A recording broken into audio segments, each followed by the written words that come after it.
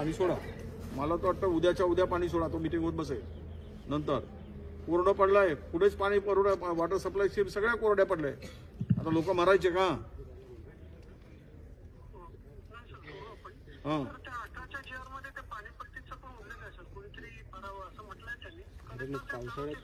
नाही, पाणीपट्टीचा काही संबंध येत नाही। पाणीपट्टी ते ग्रामपंचायत बघत बसेल आणि जिल्हा प्रशासन बघत बसेल।